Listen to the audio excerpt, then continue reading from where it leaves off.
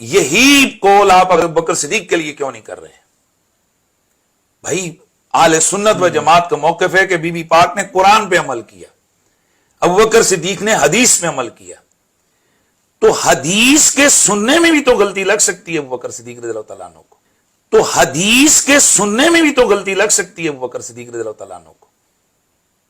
اکیلے ہیں نا اس حدیث کے راوی، وہ اکیلے ہیں، بالکل ٹھیک ہے، تو ان کو سمجھنے میں خطا اعتادی لگ سکتی ہے، تو ان کو سمجھنے میں خطا اعتادی لگ سکتی ہے۔ تو اگر یہ کہہ دیا جائے کہ یہ جو حضرت ابو بکر صدیق بی بی پاک کو منع فرما رہے تھے، نہ کر رہے تھے، تو ان سے خطا ہوئی، تو اگر یہ کہہ دیا جائے کہ یہ جو حضرت ابو بکر صدیق بی بی پاک کو منع فرما رہے تھے، نہ کر رہے تھے، تو ان سے خطا ہوئی، اور بعد میں مہینے بعد کو نہیں ان سے خطا اعتادی ہوئی۔ دیکھیں سب سے پہلی بات یہ ہے کہ اگر بالفرض ہم تسلیم کر بھی لیں، اول تو ایسا تسلیم نہیں ہے کہ سیدنا صدیق اکبر رضی اللہ تعالی عنہ سے یہ حدیث پاک مروی ہو، تو اس کا مطلب کیا ہوا کہ نعوذ باللہ سیدنا صدیق اکبر رضی اللہ تعالی عنہ نے بلا تحقیق تفتیش کے اس حدیث پاک کو آگے بیان کر دیا؟ اول تو ایسا ہے ہی غلط۔ امام شمس الدین ذہبی رحمۃ اللہ تعالی علیہ نے اور دیگر علماء نے اس بات کو لکھا کہ سب سے پہلے حدیث کو لینے کے اندر احتیاط برتنے والی شخصیت یہ حضرت سیدنا ابو بکر صدیق رضی اللہ تعالی عنہ کی ذات کی ہے۔ آپ دیکھیں کہ صدیق اکبر رضی اللہ تعالی عنہ اعلان نبوت سے پہلے نبی پاک صلی اللہ علیہ وسلم کے ساتھ رہتے تھے، 16 سال کی آپ کی عمر تھی، اسی وقت نبی پاک صلی اللہ علیہ وسلم سے آپ کی دوستی ہوئی، اور آخر عمر تک آپ حضور پاک صلی اللہ علیہ وسلم کے ساتھ رہتے رہے، لیکن اس کے باوجود ان کی احادیث کی تعداد آپ کو بہت تھوڑی ملے گی۔ بالکل ایسے کیوں؟ حالانکہ بلا شبہ آپ نے سب سے زیادہ حدیث نبی پاک صلی اللہ علیہ وسلم سے سنی ہے، کیونکہ رہے سب سے زیادہ آپ نبی پاک صلی اللہ علیہ وسلم کے ساتھ ہیں۔ تو ایک تو اس لیے کہ آپ نبی پاک صلی اللہ علیہ وسلم کے زمانے کے بعد، وصال فرمانے کے بعد آپ رضی اللہ تعالی عنہ یہ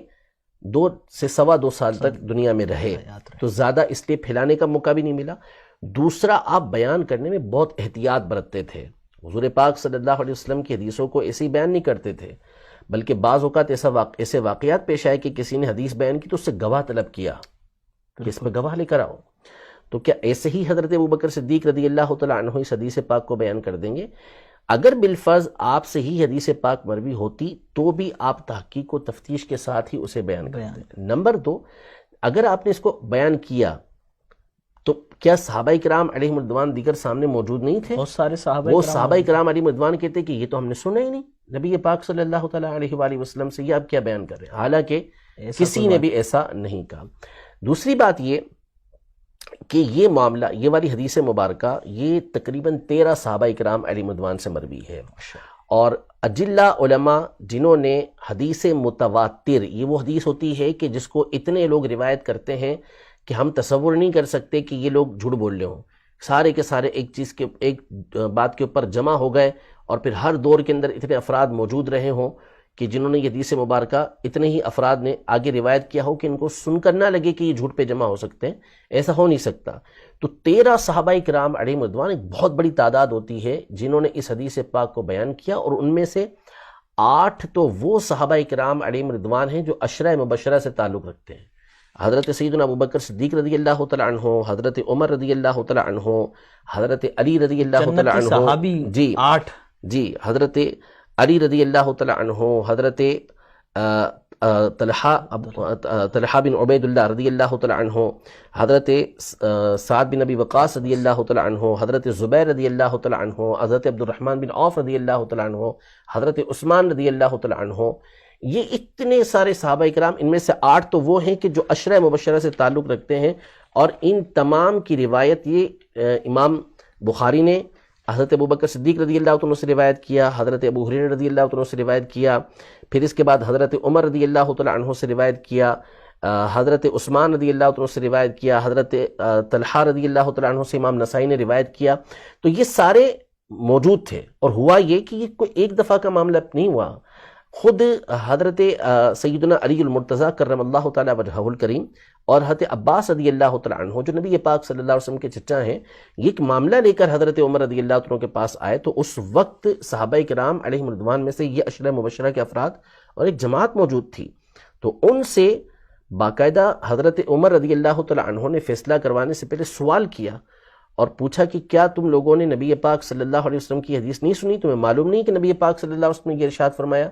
کہ ہم جو ہے وہ وارث نہیں بناتے، ہم جو کچھ چھوڑتے ہیں وہ صدقہ ہوتا ہے؟ تو انہوں نے کہا کہ نعم، کیوں نہیں، ہم نے سنی ہے۔ تو یہ سارے کے سارے کہہ رہے ہیں کہ ہاں ہم نے سنی ہے۔ پھر اس کے بعد یہ معاملہ یہی نہیں بلکہ مسند احمد کی حدیث مبارکہ ہے کہ ازواج مطہرات، کیونکہ اگر ہم وراثت کی بات کریں تو ان کا بھی حصہ نبی پاک صلی اللہ علیہ وسلم کی وراثت سے بنتا تھا۔ اکبر کی جو صاحبزادی حضرت تو حضرت عائشہ رضی اللہ تعالیٰ عنہ، ازواج مطہرات نے اس بات کا ارادہ کیا کہ وہ حضرت عثمان غنی رضی اللہ تعالیٰ عنہ کو بھیجیں اور وراثت کا مطالبہ کریں۔ تو حضرت عائشہ رضی اللہ تعالیٰ عنہ نے ان سے کہا کہ تمہیں یاد نہیں، کہ تمہیں معلوم نہیں کہ نبی پاک صلی اللہ تعالیٰ علیہ وسلم نے یہ ارشاد فرمایا تھا کہ ہم وارث نہیں بناتے، یا ہمارا وارث نہیں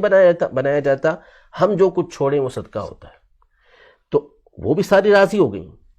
مسند اسحاق بن راہویہ کے الفاظ ہیں کہ انہوں نے اپنا حصہ چھوڑا اور راضی ہو گئی اس کے اوپر۔ تو یہ سارے صحابہ کرام علیہم الرضوان روایت کرنے والے موجود، اور پھر یہ معاملہ ایک سے زائد مرتبہ پیش آیا، اور جب بھی یہ حدیث یاد دلائی گئی تو سامنے والے آمنا صدقنا کہ بالکل خاموش ہوئے۔ تو اب یہ کہنا کہ صدیق اکبر رضی اللہ تعالیٰ عنہ ہی اس حدیث پاک کو روایت کرنے والے، پہلی تو بنیادی بات یہی غلط، اور بالفرض اگر آپ روایت کرنے والے اکیلے ہوتے بھی تو بھی وہاں پر صحابہ کرام علیہم رضوان کی جماعت موجود تھی جو کسی لومت لائم کی پرواہ نہیں کرتی تھی، کسی ملامت کرنے والے کی ملامت سے ڈرتی نہیں تھی، وہ صاف کہہ سکتی تھی۔ لیکن ان تمام نے اس بات کو قبول کیا کہ ہاں یہ بات ایسے ہی ہے جیسا کہ سیدنا صدیق اکبر رضی اللہ تعالیٰ عنہ یہ ارشاد فرما رہے ہیں۔